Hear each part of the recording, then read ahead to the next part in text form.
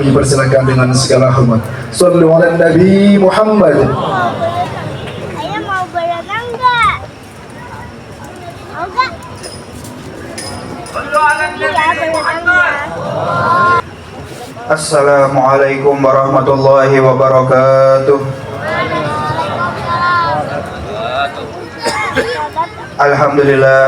Alhamdulillahilladzi bi ni'matihi tatimmus shalihat wa tanzilul barakatu wa tahsulun nafahat. Wa sallallahu wasallam ala sayyidis sadat wa qudwatil gadat Muhammad ibn Abdullah khairul makhluqina fil ardi was samawat wa ala alihi wa sahbihi wa man wala. Subhanaka la ilma lana illa ma 'allamtana innaka antal alimul hakim wa tub alaina innaka antat tawwabur rahim. Laqad qala Allah ta'ala fil Qur'anil karim wa huwa asdaqul qa'ilin. A'udzu billahi minasyaitonir rajim. Qul in kuntum tuhibbunallaha fattabi'uni yuhibbukumullah. Wa qala sallallahu alaihi wasallam la yu'minu ahadukum hatta akuna ahabba ilaihi min nafsihi wa waladihi wa walidihi wan nasi ajma'in. Shadaqallah wa sadaqa rasuluhul amin.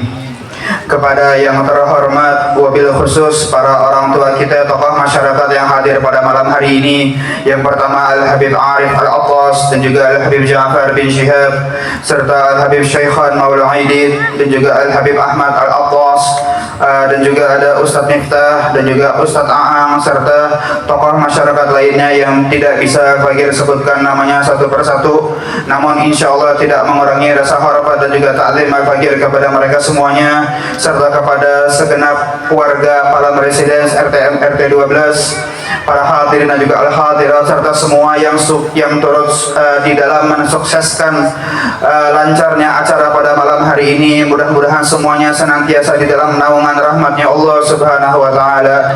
Mudah-mudahan perkumpulan kita pada malam hari ini juga perkumpulan yang menghasilkan perkumpulan lagi di surga kelak. Kan Syekhuna Sayyidul Habib Umar, guru kami Al-Habib Umar bin Hafid pernah mengatakan, kami tidaklah mengadakan suatu perkumpulan, melainkan kami juga berharap kepada Allah perkumpulan tersebut menghasilkan perkumpulan di surga.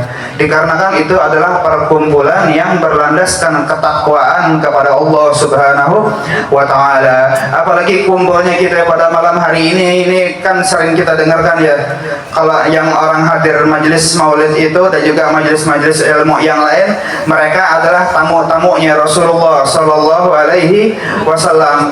Itu benar adanya. Karena ini acara yang punya siapa sih? Apakah yang punya warga sini ataukah majelis Rasulullah yang punya, yang sahibul hajahnya? Majelis Rasulullah dan juga DKM Musola hanyalah sarana, wasilah. Tapi ini acara, tahu nggak yang punya hajatan siapa? Ini acaranya Nabi Muhammad Sallallahu Alaihi Wasallam. Sehingga semua yang hadir adalah tamunya Rasulullah. Bukankah kita mendengar firman-Nya Allah Subhanahu Wa Taala? Ya ayyuhalladzina amanu, wahai orang-orang yang beriman, istajibu lillahi walir rasuli idza da'akum lima yuhyikum. Jawab, respon, hadirin panggilan undangannya siapa? Lillah walir rasul. Jadi yang undang siapa? Yang undang adalah Allah, yang undang adalah Nabi Muhammad sallallahu alaihi wasallam. Idza da'akum lima yuhyikum. Ketika keduanya Allah dan Rasul mengundang kalian, mengajak kalian untuk menghadiri sesuatu yang menghidupkan daripada jiwanya kita. Jasadnya kita masih hidup. Banyak orang jasadnya hidup, tubuhnya masih hidup, nyawanya masih ada, tapi masalahnya hatinya yang sudah mati. Na'udzubillah min dzalik. Makanya kita kumpul pada malam hari ini untuk menguatkan cintanya kita kepada Nabi besar Muhammad sallallahu alaihi wasallam, untuk memberikan makan jiwa kita, untuk memberikan makan sanubarinya kita.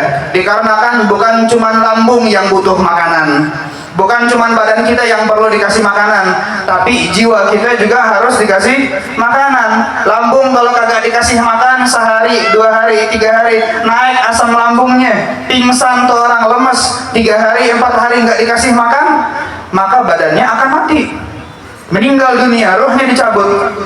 Tapi hati juga butuh dikasih makan. hati sehari kagak dikasih makan, 2 hari nggak dikasih makan, 3 hari, 4 hari seterusnya, bahkan sampai berminggu-minggu, berbulan-bulan kagak dikasih makan, dikhawatirkan hatinya sakit dan juga akan mati. Na'udzubillah min dzalik. Hati kalau udah mati, siapa yang bisa menghidupkan selain Allah Subhanahu wa taala? Terus makanan hati apa? Makanan hati itu adalah sholawat. Makanan hati itu adalah zikir. Makanan hati itu adalah mendengarkan mau'izah hasanah, ceramah keagamaan, kita dengar maklumat keagamaan, itu kita memberi makan hatinya kita. Sehingga apa? Hati kita menjadi subur, hati kita menjadi hidup dan juga layak untuk dipandang Allah Subhanahu wa taala. Hati yang di dalamnya mengagungkan Nabi besar Muhammad sallallahu alaihi wasallam, afdalul makhluk alal itlaq. Makhluk yang paling mulia secara mutlak, gak ada yang mengalahkan. Tidak ada Allah memuliakan, mencintai sesuatu melebihi pemuliaannya Allah kepada Nabi besar Muhammad sallallahu alaihi wasallam. Walahun taqa min khalqihi wa majjada wa lam yu'adzim misrataha ahada. Allah tidak pernah memuliakan apapun, siapapun melebihi pemuliaannya Allah kepada Nabi besar Muhammad sallallahu alaihi wasallam. Bahkan ulama beda pendapat, mana yang lebih mulia, Makkah atau Madinah. Sebagian ulama bilang Makkah lebih mulia karena Makkah kota kelahirannya Nabi Muhammad. Ada Ka'bah di situ, ada Masjidil Haram. Tapi sebagian ulama lagi mengatakan ikhtilaf bainal ulama rahmah. Semuanya masing-masing punya dalil. Apa kata ulama yang lain? Tidak mungkin ada dataran bumi yang lebih mulia daripada dataran bumi yang di dalamnya dikuburkan jasadnya Nabi Muhammad sallallahu alaihi. Sehingga kota Madinah bukan hanya dataran bumi yang paling mulia di atas bumi, tapi sealam semesta lebih mulia daripada apapun. Karena apa? Ini kota Madinah, Yatsrib awalnya itu sebenarnya itu kota yang biasa aja, mendadak mulia, mendadak berkah hanya dengan kehadirannya Nabi Muhammad sallallahu alaihi wasallam. Sampai Sayyidina Imam Malik bin Anas, imam mujtahid mutlak, gurunya Imam Syafi'i, itu karena zauknya beliau, cintanya beliau, atau hormatnya beliau yang begitu luar biasa, itu kalau di Madinah nggak pernah pakai sendal. Karena apa? Aku malu mengenakan sendal di atas tanah yang di bawahnya ada jasadnya Nabi Muhammad sallallahu alaihi wasallam. Bahkan nggak pernah naik kendaraan di kota Madinah. Aku malu naik kendaraan, sedangkan di bawahnya apa? Ada jasad yang dikuburkan, jasadnya Nabi Muhammad sallallahu alaihi wasallam. Maka ini yang perlu kita tanamkan. Allah tidak memuliakan apapun melebihi pemuliaannya Allah kepada Nabi Muhammad sallallahu alaihi wasallam. Bahkan dalam sekedar urusan menjaga adab, Islam agama adab. Kita harus punya adab. Adab kepada orang tua, adab kepada guru, adab kepada orang yang usianya lebih tua daripada kita, adab kepada orang yang punya ilmu yang tinggi. Kita harus punya adab. Lantas bagaimana kita harus menjaga adab dengan Nabi Muhammad SAW? Itu sampai diingatkan oleh Allah Subhanahu wa taala. Kita dalam semua ibadah, contohnya kita adalah Nabi. Salat yang ngajarin adalah Nabi. Shollu kama ra'aitumuni usolli. Salatlah kalian sebagaimana kalian melihat aku salat. Puasa, zakat, sedekah, segala bentuk ibadah, kita bisa tahu ibadah, kita ngerti ibadah karena apa? Karena diajarkan oleh Nabi Muhammad SAW. Tapi urusan jaga adab kepada beliau, seakan-akan Allah bilang gini sama kita, ya Habibi ya Muhammad, urusan ibadah engkau yang mengajarkan, tapi urusan menjaga adab kepadaku, aku langsung yang mengajarkan kepada mereka. Apa Allah bilang dalam Al-Quran? Ya ayyuhalladzina amanu, wahai orang yang beriman. Ini Allah lagi ngomong sama kita. Kita kalau baca Al-Quran harus nyimak, harus khusyuk. Karena kalau kita lagi doa, kita berbicara dengan Allah. Kita lagi sholat, kita berbicara dengan Allah. Kita lagi zikir, kita berbicara dengan Allah. Tapi kalau kita lagi baca Quran, itu Allah yang lagi ngomong sama kita. Allah yang sedang berbicara sama ya ayyuhalladzina amanu. Ini Allah menurunkan ayat kepada para sahabat dan juga kepada kita semua. Apa kata Allah? La tarfa'u aswatakum fawqa sautin nabi. Jangan kalian berani ngangkat suara di atas suaranya Nabi. Nggak boleh suaranya kalian tuh volumenya lebih tinggi daripada suaranya Nabi Muhammad Shallallahu Alaihi Wasallam. Wala tajharu lahu bil qawli kajahri ba'dikum li ba'd. Jangan panggil dia cuman dengan panggil namanya doang. Ya Muhammad, nggak tahu ada. Panggil dengan julukannya, panggil dengan gelarnya, panggil dengan Rasulullah Muhammad, Nabiullah Muhammad, Habibullah Muhammad. Jangan langsung panggil namanya kayak sebagaimana kalian memanggil temannya. Kita yang manggil teman kita iya biasa Muhammad, Ahmad, Abdullah. Tapi kalau manggil Nabi nggak boleh. Bahkan Allah langsung dalam Al-Quran nggak pernah manggil Rasulullah langsung dengan namanya. Dipanggil dengan apa? Dengan julukannya, dengan laqabnya. Ya ayyuhan nabi, ya ayyuhar rasul, ya ayyuhal muzammil, ya ayyuhal mudaththir, ya sil toha dan yang lain sebagainya. Nabi-nabi yang lain dipanggil langsung namanya, tapi Nabi Muhammad nggak langsung dengan namanya. Bahkan dalam hal-hal yang paling mulia bagi Rasulullah yang digunakan adalah panggilan terbaik. Panggilan yang paling disukai oleh Nabi Muhammad adalah Abdullah, hambanya Allah subhanahu ta'ala. Subhanalladzi asra bi'abdihi. Maha suci Allah yang telah memperjalankan hambanya. Alhamdulillahilladzi anzala ala abdihi wa annahu lamma qama Abdullah. Pemuliaannya Allah subhanahu wa ta'ala. Lantas apa ancamannya Allah kalau kita nggak tahu adab sama Nabi? Antah bato a'malukum wa antum la tash'urun. Jangankan kurang ajar sama Nabi, kurang adab, kurang menjaga adab sama Rasulullah bisa mengakibatkan seseorang gugur amalannya. Makanya itu setelah turun ayat itu tuh Sayyidina Abu Bakar As-Siddiq radhiyallahu ta'ala anhu warḍah kalau ngomong sama Nabi kayak orang bisik-bisik. Sampai sama Nabi disuruh ngulangin, ya Abu Bakar, anak nggak dengar, ente ngomong apaan? Saking takutnya suaranya dia lebih tinggi daripada suaranya Nabi Muhammad Shallallahu Alaihi Wasallam. Makanya dulu di zamannya para sahabat, orang kalau pengen ketemu sama Nabi nggak langsung ketemu, di briefing dulu, di briefing sama Sayyidina Abu Bakar. Nih, kalau pengen ketemu sama Nabi, adabnya seperti ini. Nggak langsung ketemu. Dikarenakan ini adalah kekasihnya Allah Subhanahu wa Ta'ala, pemimpinnya para Rasul. Yang mana kurang adab kepadanya akan mengakibatkan marah kekasihnya Sallallahu Alaihi Wasallam. Bahkan dulu Rasulullah dengan begitu sederhananya Nabi Muhammad Sallallahu Alaihi Wasallam, pertama kali beliau hijrah ke kota Madinah, itu beliau nginap di rumahnya seorang sahabat yang mulia namanya Sayyidina Abu Ayyub Al-Ansari radhiyallahu ta'ala anhu. Sekitar 7 atau 8 bulan kurang lebihnya nginap di situ Nabi Muhammad. Ini rumah kecil tapi ada 2 tingkat. Akhirnya dilematis nih, kira-kira Nabi nginepnya di lantai 1 apa di lantai 2? Kata Rasul, aku biarkan tinggal di lantai yang 1. Supaya apa? Supaya kalau orang pengen ziarah nggak perlu repot-repot naik tangga ke atas, lebih memudahkan. Akhirnya Rasulullah ditempatkan di lantai yang, tapi keluarganya Abu Ayyub jadinya dilematis lagi. Wah, ini kita mau nggak mau kita di lantai 2. Sedangkan di bawah ada Nabi Muhammad. Itu sampai tuh mereka nggak berani napakin kaki di tengah-tengah, tuh nggak berani, di pinggiran. Mereka takut mereka napakin kaki di bawahnya, padahal ada Nabi Muhammad Shallallahu Alaihi. Udah gitu jalannya apa ya, pelan-pelan. Takut suaranya ganggu Nabi. Takut ada percikan debu yang jatuh ke bawah. Akhirnya Rasulullah ngeliat jadinya nggak tega sama keluarganya Abu Ayyub. Ya udah kalau begitu anak tinggalnya di atas aja. Tinggal di bawah mikirin orang, tinggal di atas juga mikirin itu apa akhlaknya Nabi Muhammad SAW. Nggak pernah pilih-pilih. Kadang ada sebagian orang zaman sekarang kalau ngundang dia harus disiapin jemputan yang bagus, harus disiapin tempat tinggal yang bagus, harus nyiapin ini dan itu, sehingga kadang-kadang kalau orang nggak punya budget nggak bisa ngundang dia. Tahu nggak Nabi Muhammad orang paling miskin bisa ngundang Rasulullah? Idza da'ahu miskinun ajabahu ijabatan muajalah. Orang paling miskin, orang nggak punya apa-apaan bisa ngundang Nabi Muhammad ke dalam rumahnya Sallallahu Alaihi Wasallam. Nggak pernah mikir-mikir, nggak pernah pilih-pilih. Hidupnya begitu sederhana. Kalau pengen kaya, orang paling kaya adalah Nabi Muhammad.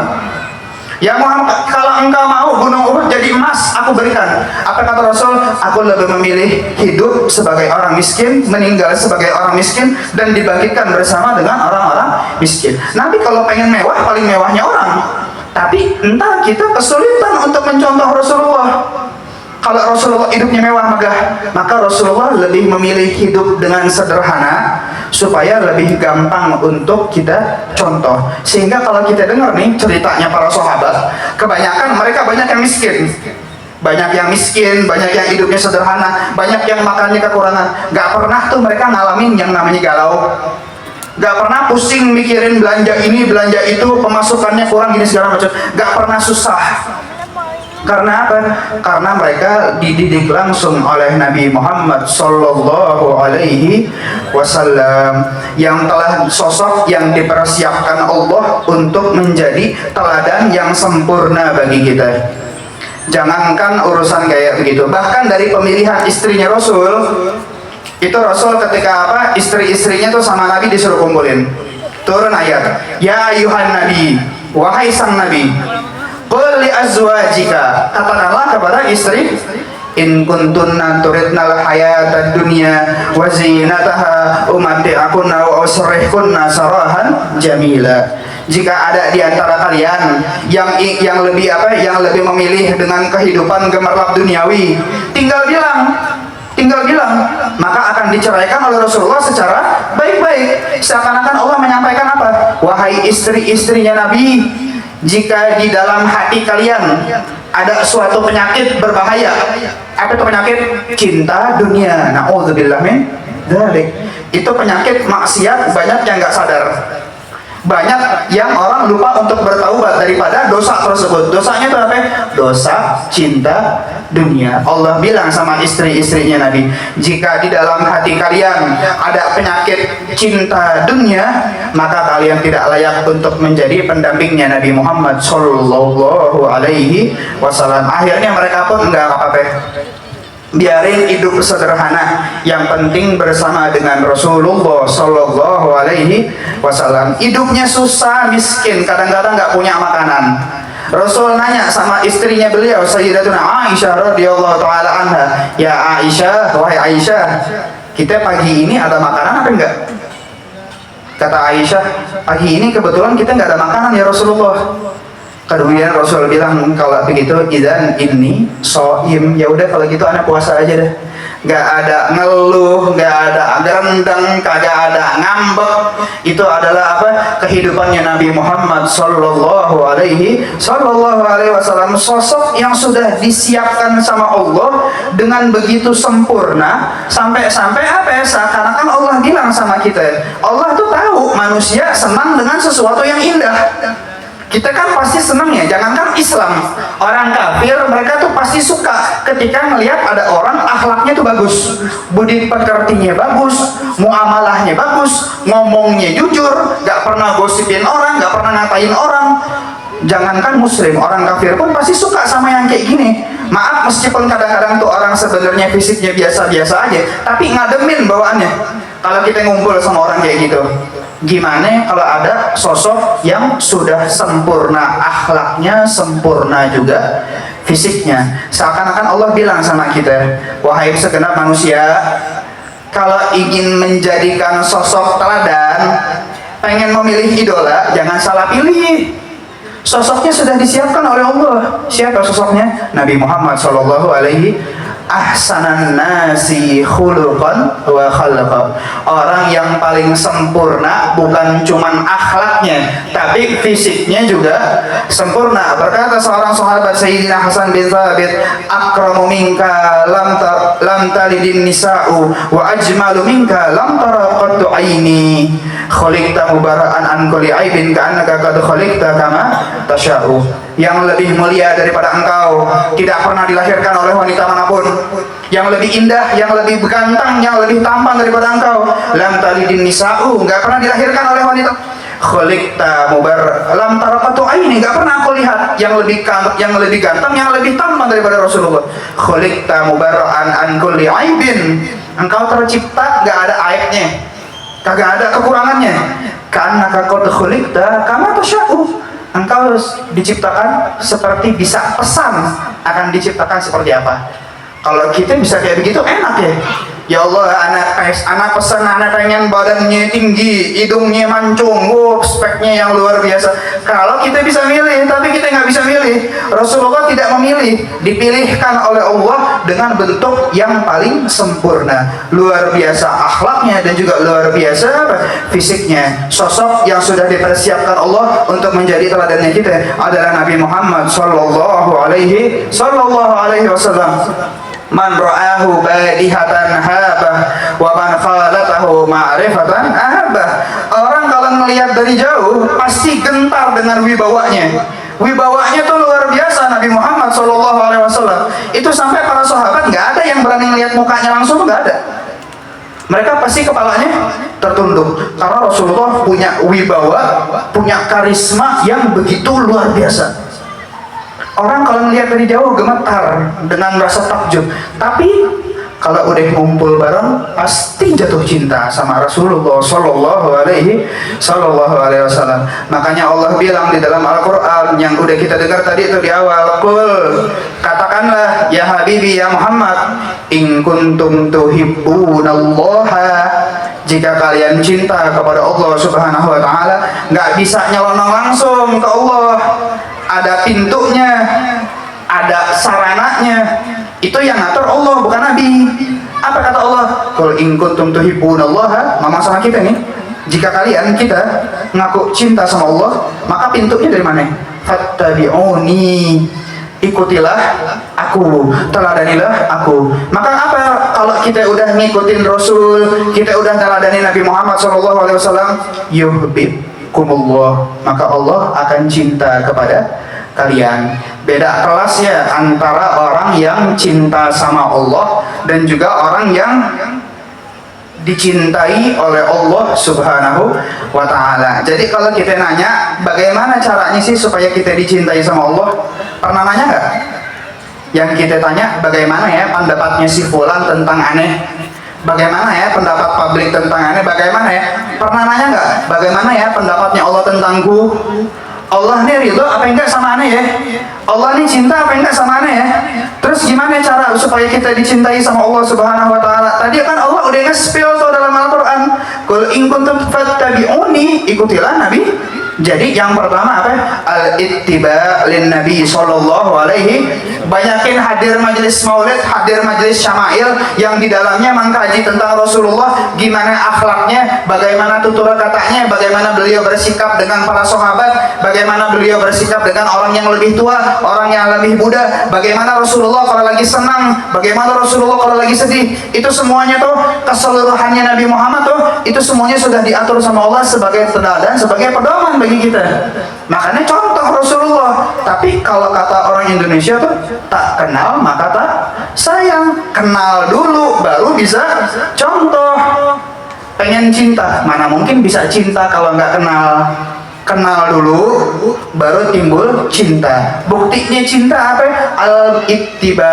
Ente kalau betul-betul cinta sama Rasul, ente pasti ngikutin Rasulullah Sallallahu Alaihi Wasallam. Pernah sebagian sahabat tanya sama Sayyidatuna Aisyah radhiyallahu taala anhu, ya Ummul Mukminin, kita nih Nabi kalau di luar rumah kita tahu Nabi kayak gimana, di masjid, di jalanan kita tahu Rasulullah, kita bisa nyontoh. Tapi kalau urusan dalam rumah kan yang paling tahu keluarganya. Ini kita penasaran, dan Rasulullah itu teladan dalam semua hal, termasuk dalam urusan berumah tangga. Maka mereka nanya, Rasul kalau dalam rumah itu gimana sih? Kalau di luar rumah wibawanya luar biasa.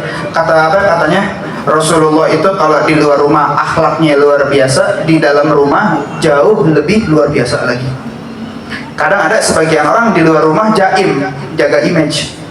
Tapi kalau di luar rumah tebar senyuman kemana-mana, akhlaknya bagus. Tapi kalau di dalam rumah angker, ngeri bawaannya, ngeri melihatnya, bawaannya itu galak. Enggak, Rasulullah di luar rumah akhlaknya mulia, di dalam rumah jauh lebih. Terus Nabi di dalam rumah ngapain aja? Nabi di dalam rumah bantu nyapu, ngepel. Nabi di dalam rumah ngerapihin baju. Nabi di dalam rumah ngerapihin. Rasulullah khidmah di dalam rumahnya. Bahkan kadang-kadang Rasulullah ikut belanja ke pasar.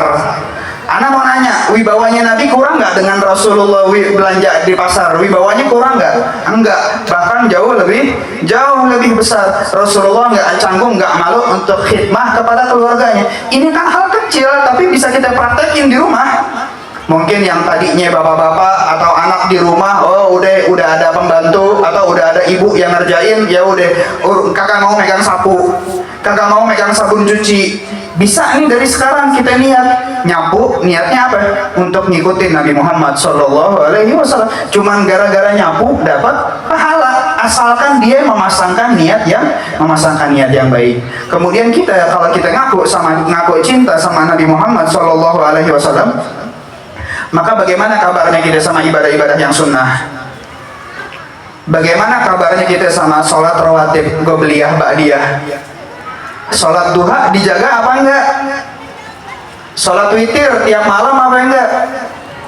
Sholat jamaah dijaga apa enggak? Sholat jamaah. Orang tuh kalau betul-betul cinta sama Rasul, sunnah-sunnahnya Nabi diperhatiin. Meskipun itu sunnah, jangan bilang cuman sunnah. Naudzubillah min. Kalau tega-teganya bilang, oh itu kan cuman sunnah, yang pentingnya wajib-wajib aja. Hati-hati.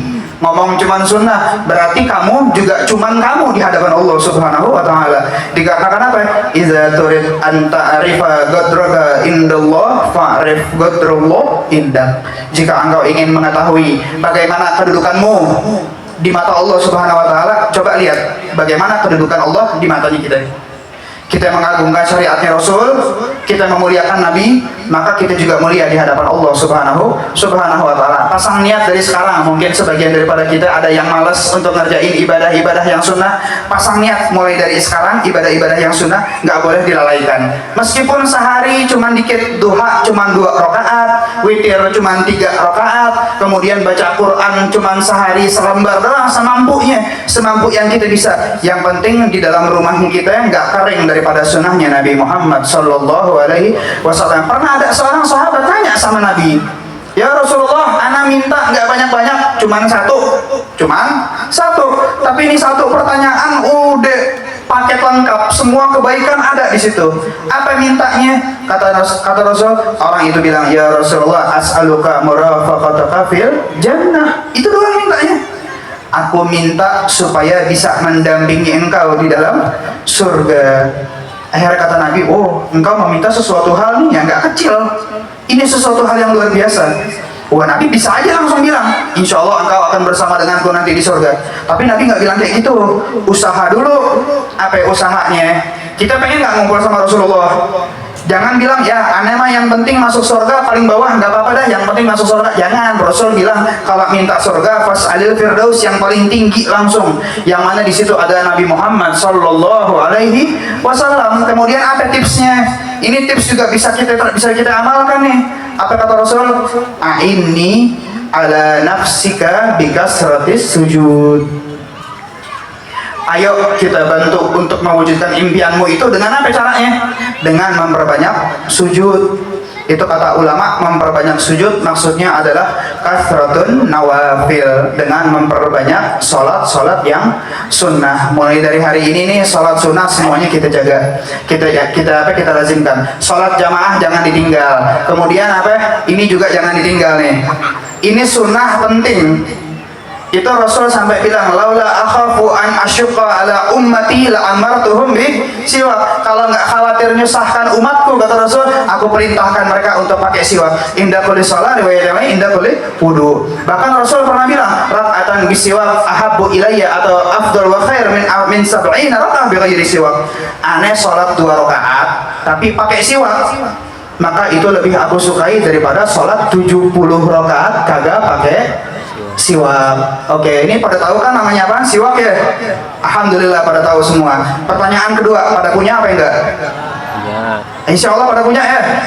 Yang enggak punya, pasang niat nih, ntar pulang langsung order, langsung beli. Kalau perlu siapin yang banyak. Kan guru mulia Sayyidul Habib Umar pernah, beliau lagi pengen sholat, beliau nyari siwak, kebetulan di kantongnya kagak ada. Kayaknya habis ganti baju tuh, kemudian cari di dalam kantong jubahnya, nggak ada juga. Akhirnya ketemu di dalam gespernya tuh ada kantong di dalam gesper, di situ nyimpan siwak. saking nggak mau ketinggalan siwak. Itu memang orang makin cinta sama Rasul, maka sunnahnya Rasul lebih apa? Lebih dijaga. Tapi khawatirnya naudzubillah, orang kalau udah suka ngeremehin yang sunnah, maka begitu juga hatinya dia di hadapan Rasulullah Sallallahu Alaihi Wasallam. Jadi ini yang pengen kita bawa, sunnahnya Rasul kita bawa pulang ke dalam rumah. Kemudian mungkin sebagai penutup, ini salah satu tujuan majelis maulid yang paling penting. Apa itu? Kita pengen nyenengin Rasulullah Sallallahu Alaihi Wasallam. Gimana caranya nyenengin Nabi? Dengan kita banyak harta kah? Atau dengan kita tinggi jabatannya kah? Gimana caranya kita nyenengin Nabi? Itu tadi yang pertama tuh, kita melazimkan sunnahnya Nabi di rumahnya kita. Itu menyenangkan hatinya Rasulullah Sallallahu Alaihi Wasallam. Kemudian tahu nggak apa ya, salah satu hal yang paling menggembirakan hatinya Nabi Muhammad Sallallahu Alaihi Wasallam? Itu Rasul ngelihat kita punya hati bersih, nggak ada sifat ujub, bangga diri, nggak ada sifat sombong, ngerasa dirinya dia lebih mulia daripada orang lain, nggak ada rasa benci di dalam dirinya dia kepada muslim manapun, nggak ada rasa dengki, iri dengki dengan muslim manapun, nggak ada ngerasa dirinya dia tuh nggak suka dengan saudaranya dia sesama muslim. Maka apa? Ketika Rasul melihat hatinya kita bersih, maka itu sangat menggembirakan hatinya Nabi Muhammad Sallallahu Alaihi Wasallam. Pasang niat dari sekarang nih malam nih. Mungkin ada orang yang punya salah sama kita, yang pernah ngejahatin kita, yang pernah ngecurangin kita. Kita dengan niat untuk menggembirakan hatinya Rasulullah, maka kita maafkan mereka semua. Kita maafkan supaya apa? Supaya hati kita layak untuk dipandang oleh Allah Subhanahu wa Ta'ala. Dikarenakan Allah nggak pernah mandang fisiknya kita. Manusia mungkin mandangnya fisik, jubahnya dilihat, imamahnya mungkin dilihat, kostumnya dilihat, jabatannya dilihat, titelnya dilihat. Oh ini orang miskin, oh ini orang hartanya banyak, dihormatin kalau hartanya banyak. Allah nggak pernah ngelihat fisik.